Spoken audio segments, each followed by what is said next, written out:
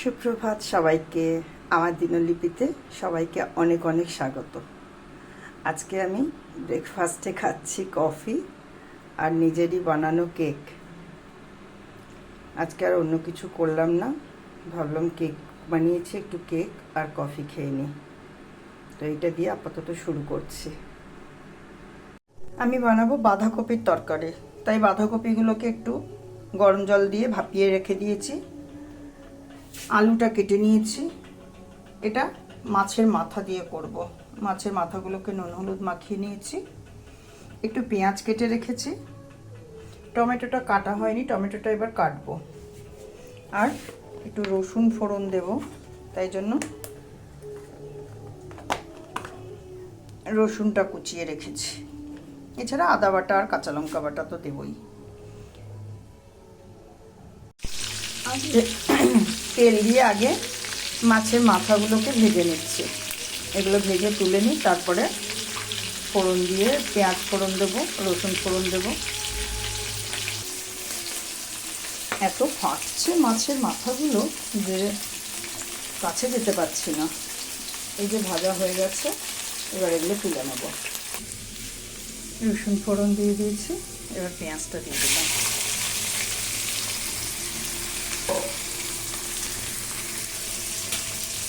একটু পেঁয়াজটাকে নেড়ে চেড়ে তারপরে আলুটা দেবো।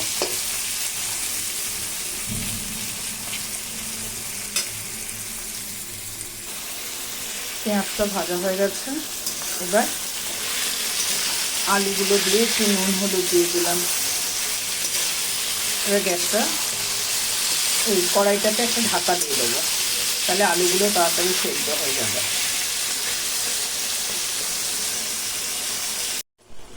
আলুটা একটু ভাজা হয়ে গেছে, এবার আমি টমেটো কুচিগুলো দিয়ে দিলাম।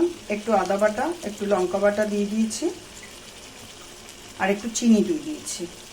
এবার যখন বাঁধাকপিটা এগুলো কষা হয়ে গেলে বাঁধাকপিটা দেবো, তখন আবার একটু নুন হলুদ দিয়ে দেবো। বাঁধাকপিটা দিয়ে দিলাম, দিয়ে আবার একটু নুন হলুদ দিয়ে দিয়েছি। এবার বাঁধাকপিটাকে একটু ভালো করে কষে নিই, কারণ মাছের মাথাটা এখন দিলে পুরো গলে যাবে। তাই মাছের মাথাটা একটু, বাঁধাকপিটা একটুখানি নরম হলে তারপরে মাছের মাথাটা দেব।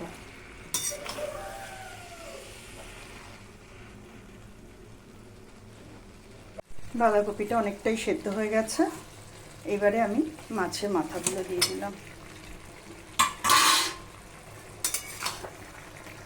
এগুলোর সাথে একটু নরম হয়ে যাবে, তাহলে মাছের মাথাগুলো চেবাতেও ভাল লাগবে, একেবারে গলে যাবে না।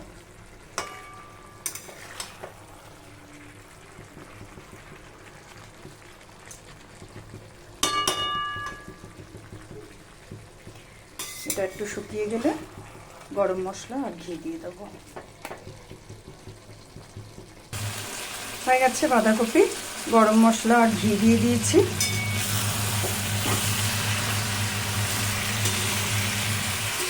এবার ঢাকা দিয়ে খানিকটা স্ট্যান্ডিং টাইম রাখবো। আজকে মেয়ের ইচ্ছায় একটা খাবার বানাচ্ছি, সেটা হচ্ছে মাটনের রোগান জোশ। তো সেটা কিভাবে বানাচ্ছি আমি তোমাদের সাথে শেয়ার করছি। তেলটাকে বেশ ভালো করে ধোঁয়া উঠে যেতে হবে, দেখতেই পাচ্ছ বোধহয় তোমরা ধোঁয়াটা উঠছে। এবার আমি একটা স্টিক দারচিনি আর কটা লবঙ্গ ফেলে দিলাম। আর একটা জিনিস দেব, যেটা যেটা মাংসের সাথে খুব ভালোভাবে যাতে গন্ধটা মিশে যায়, সেটা হচ্ছে এই হিংটা আমি ভিজিয়ে রেখেছিলাম। হিংয়ের জলটা আমি দিয়ে দিলাম। এবারে এক এক করে মাংসের টুকরোগুলো দিয়ে দেবো।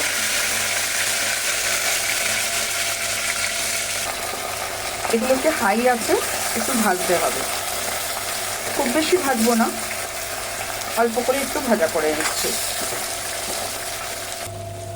এবার এই টুকরোগুলোকে একটা একটা করে আমি তুলে নেব।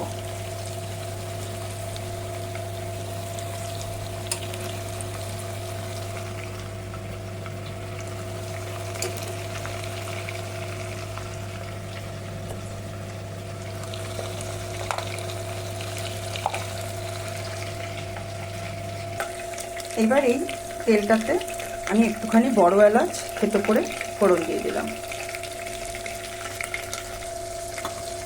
এবার আমি দিচ্ছি ধনে আর মৌরির গুঁড়ো। এই রান্নাটাতে মৌরির গন্ধ খুব ভালো আসে, তাই জন্য একটু ভাজা মৌরি মানে ধনে আর মৌরিকে ভেজে গুঁড়ো করেছি, আর একটু কাঁচা মৌরি গুঁড়ো করেছি, তো সেটাও দেবো। এবার এই কাঁচা মৌরির গুঁড়োটা দিয়ে দিলাম। এর সাথে দেবো একটু শঁঠ মানে শুকনো আদার গুঁড়ো। যদি না থাকে কারোর বাড়িতে সে আদা বাটাও দিতে পারে, বাট এটা ভালো আসে এই রান্নাটাতে, তাই একটু শুকনো আদার গুঁড়ো দিলাম। এবার দিচ্ছি কাশ্মীরি লঙ্কার গুঁড়ো। এখানে অ্যাকচুয়ালি রতনজোট বলে একটা জিনিস পাওয়া যায়, সেটার রং মানে সেটা ঘিয়ে ভেজে সেটার একটা কালার আসে, সেটা দেয়। আমাদের ঘরে কবে কবে হয়, তাই জন্য ওগুলো আর আমি কিনে রাখি না, তাই কালারের জন্য একটু বেশি করে কাশ্মীরি লঙ্কা দিয়ে দিলাম। নুন দিলাম, হলুদ দিলাম। এবার এটাকে হালকা কষাবো, বেশি কষানোর দরকার পড়বে না।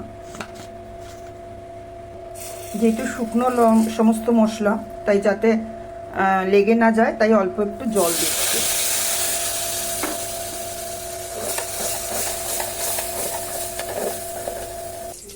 মশলাটা কষিয়ে তুলে রেখেছি। এবার আমি আবার কুকারটা একটু পরিষ্কার করে নিয়ে ওতে ঘি দিয়েছি। ঘি এবার যেটা দেবো সেটা হচ্ছে আমি খানিকটা দই ফেটিয়ে রেখেছি, সেইটা দিয়ে দিচ্ছি।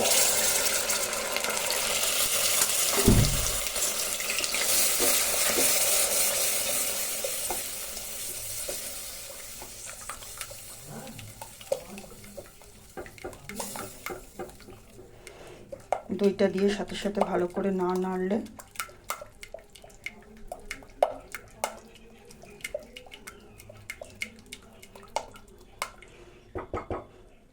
এই যে ভালো করে নেড়ে দিয়েছি। এবার এটা একটুখানি ফুটে উঠলে আবার মশলাটা আর মাংসটা দেব। যে মশলাটা কষে তুলে রেখেছিলাম সেটাও দিয়ে দিয়েছি, আর মাংসগুলো দিয়ে দিয়েছি। এবার এগুলোকে একটু নেড়ে চেড়ে একটু অল্প একটু গরম জল দিয়েছি। এবার সিমে আছে, খানিকক্ষণ ফুটবে, তারপরে 3টে সিটি দেব।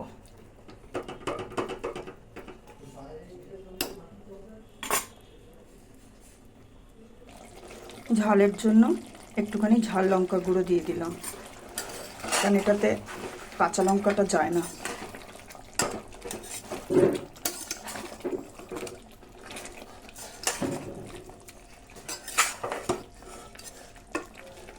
আর একটু কষা হলে জলটা দেব, একটু ফোটানো জল দিয়ে দিলাম। এবার এটাকে 3টে সিটি দেব। হয়ে গেল মাটনের রোগান জোশ। এটাকে শুধু লাস্টে এবার আমি একটু কেশরের জল দেব। কেশরটাকে আমি গরম জলে ভিজিয়ে রেখেছিলাম, এবার সেটা দিয়ে দেবো। একটু কেশরের জল দিলাম, আর এবার একটুখানি আবার চাপা দিয়ে রেখে দেবো যাতে কেশরের গন্ধটা থেকে যায়। তোমরা কে কে বানিয়েছো, কেমন করে বানিয়েছো আমাকে একটু জানিও প্লিজ, আর আমারটা কেমন লাগলো সেটাও একটু জানিও। Thank you. এবার আমার খাবার নিয়ে বসে গেলাম। এই যে বাঁধাকপির তরকারি, একটু ভাত আর একটু মাংস। চলো সবাইকে আমার দিনলিপি আজকে এখানেই শেষ করি। সবাই ভালো থেকো, সবাইকে ভালো রেখো। টাটা।